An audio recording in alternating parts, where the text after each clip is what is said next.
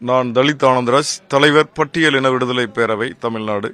இன்றைய அரசியல் சூழ்நிலையில் புரட்சித் தலைவி மாண்புமிகு அம்மா இருந்த காலத்தில் இருந்தது போன்ற மக்களுக்கான எந்த பாதுகாப்பும் இல்லாமல் ஒரு அதிகார திமிரோடு நடந்து கொண்டிருக்கிற அரசியலாய் இருக்கிறது. இந்த சூழ்நிலையில ஒரு புறம் புரட்சித் தலைவி அம்மாவினுடைய ஒட்டுமொத்த உறுப்பினர்களும் புரட்சித்தாய் சின்னம்மா அவர்களின் பின்னால் வழிநெடுக வந்து கொண்டிருக்கிறார்கள்.